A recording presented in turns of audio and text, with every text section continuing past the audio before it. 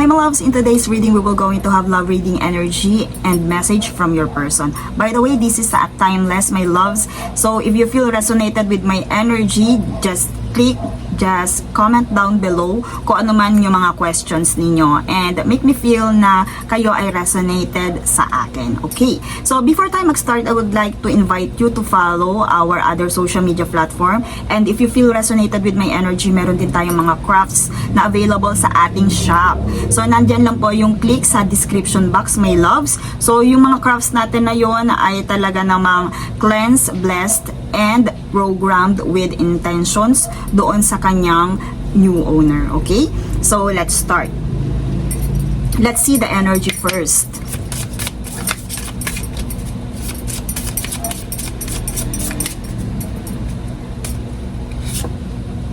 Okay, so length, may lumitaw dito na length. Time, thinking, invisible. May lumitaw din na death. It's time to leave, reject, separate. Okay, so dito may loves, may lumitaw na love.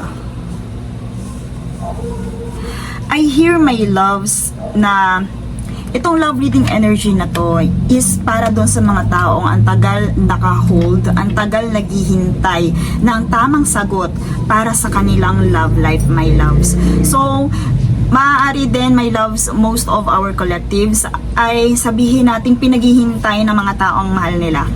Okay? Pinaghihintay ng mga taong mahal nila, and masasabi nating walang connection or walang communication sa kanilang love or sa kanilang partner.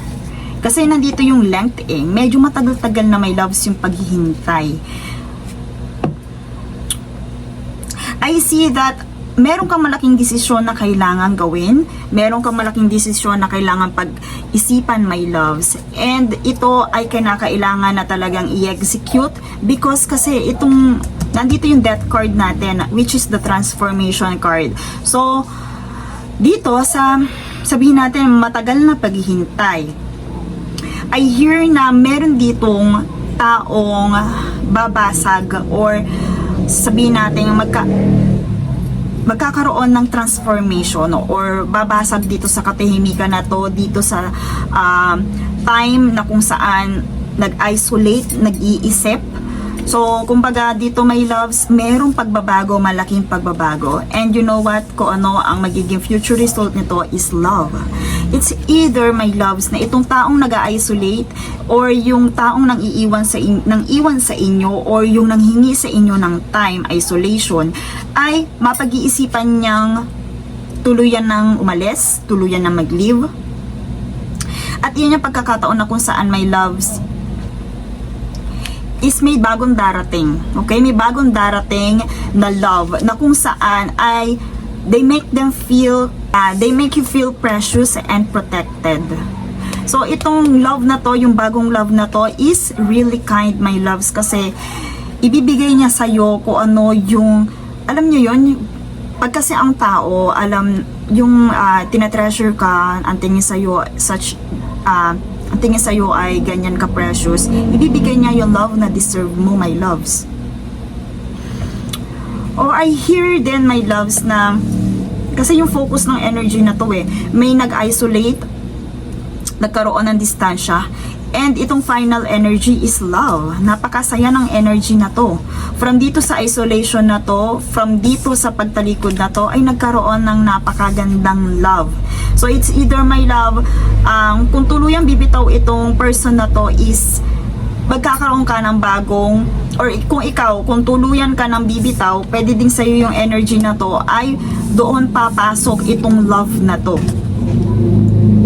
So tingnan natin, my loves, kung itong love na to is yung taong nang iwan sa inyo dito, or yung taong gusto nang umalis, yung taong gustong mag-apply ng transformation,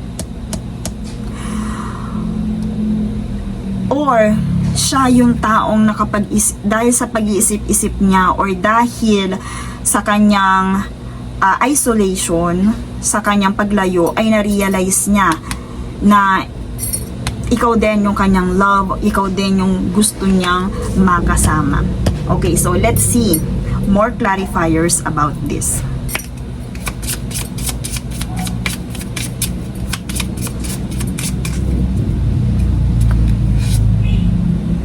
Okay, not enough, my loves.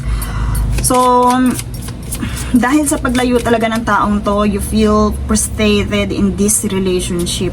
Kumbaga, maaaring iniisip mo during this time, sobrang tagal na ng pag-iintay mo, is nagkakaroon ka na ng lack of confidence, and masasabi nating pumapasok na rin sa isipan mo yung jealousy na maaaring itong taong to, kaya ang tagal mag-isip or pag-isipan yung relationship namin, baka mayroon na siyang iba.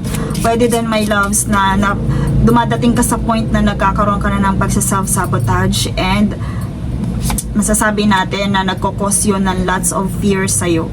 So, receiving what you need, progression, my loves, moving on. Lumitaw dito yung both. Okay? So, dito yung nakatapat sa ating death card.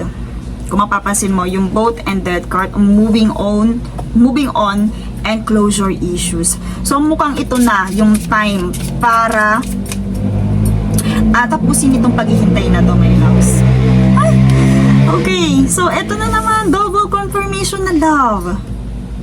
Meron kasing closure issues dito, my love. So, ibig sabihin, it's time for you to move on na. Because of the both. Kumbaga, dito, kailangan na talagang mag-move on. Kasi meron love. Dalawa, double confirmation. Ayan o. Double confirmation, love, parehas love, my loves. So, kumbaga, kung mag-move on ka na, kung i-close nyo na yung chapter na to from this one na nagbibigay sa'yo ng lots of frustration, my loves, meron unconditional love na darating. Merong sabihin nating attraction, meron ditong love, my loves. Kasi, kung ito yung tao na nagbibigay sa'yo ng lots of fear, lumito kasi, my loves, yung both double confirmation na kailangan na magkaroon ng closure. Because you have to receive what you need. Kailangan magkaroon ng progression dito, hindi lang puro paghihintay, my loves. Kahit ang question niyo is, may mga reason out siya, my loves, sobrang tagal na. And napakadami ng frustrations, fear na nabuo dyan sa isipan mo, so sobrang tagal niya. So, kumbaga, dito, you have to progress, okay?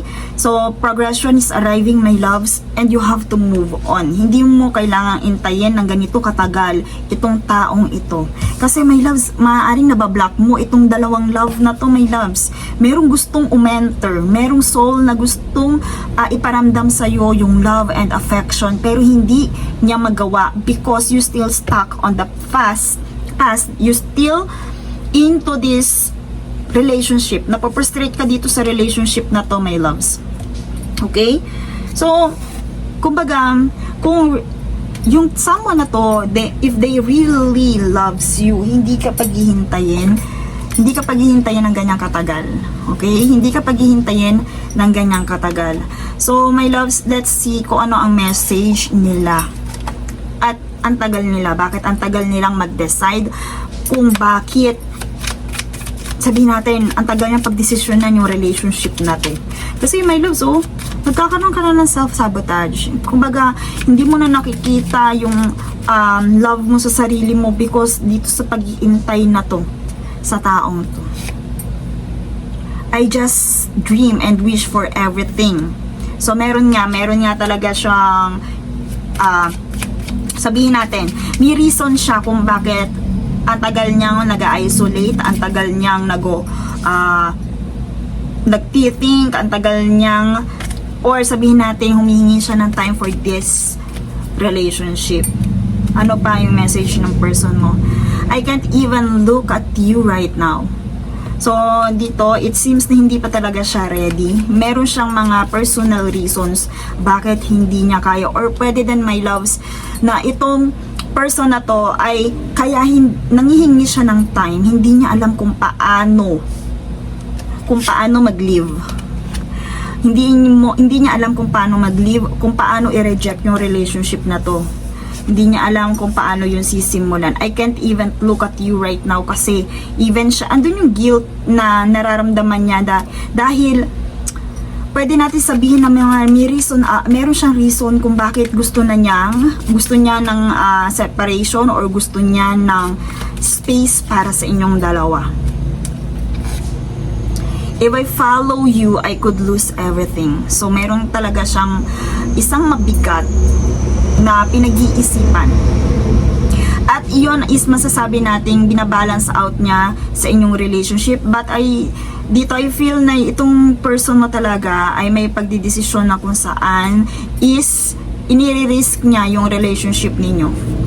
Kumbaga dito, my loves, is hindi niya kaya na i-risk yung kung ano man yung maaaring yung kanyang mga dreams, yung kanyang mga goals.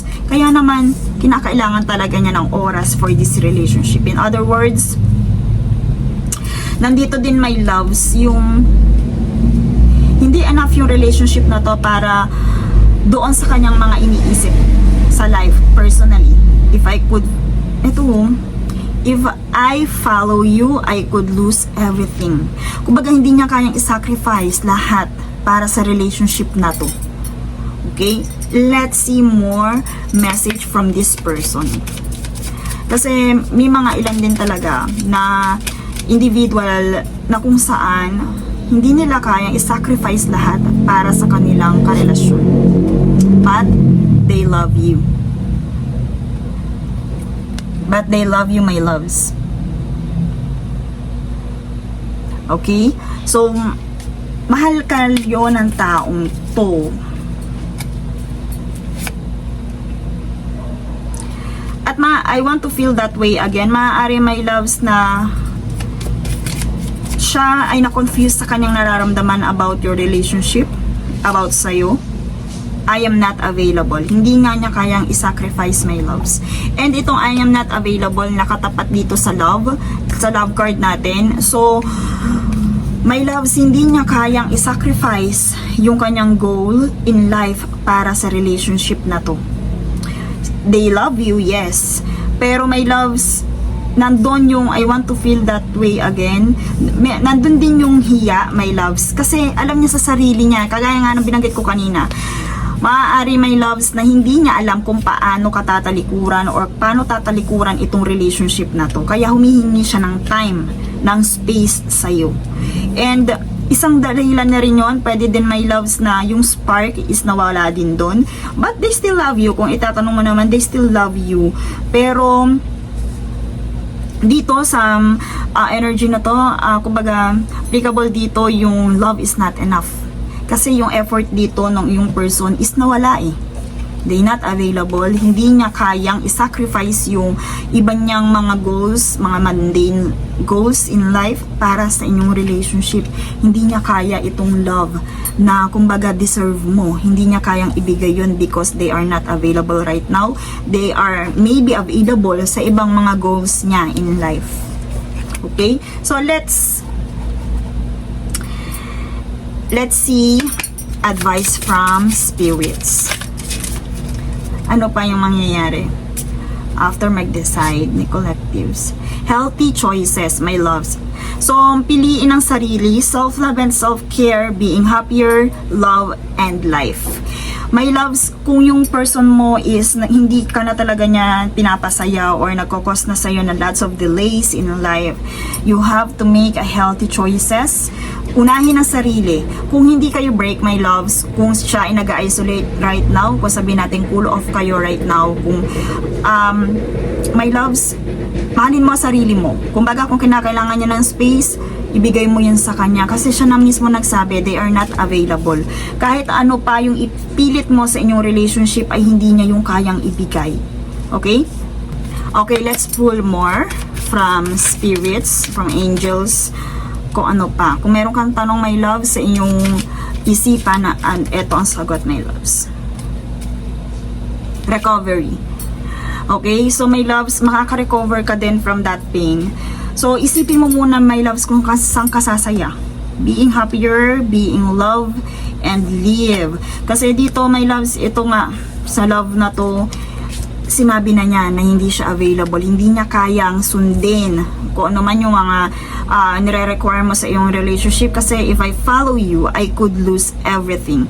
Feeling niya, itong relationship na to ay maaaring pag-cause ng lots of defeat sa kanya. Okay? So, hindi, kung ano man my loves yung napag-uusapan nyo, they are not agree with that. Kung ano man yung gusto mo sa relationship, they are not agree with that, my loves. So, ikaw sa tingin mo kung yung mga gusto mo na yan sa relationship ay makakapagpasaya sa inyo, my loves, at hindi niya yung kayang ibigay, you have to make a healthy choices. Okay? And that's all for this reading. Thank you so much and see you in my next one.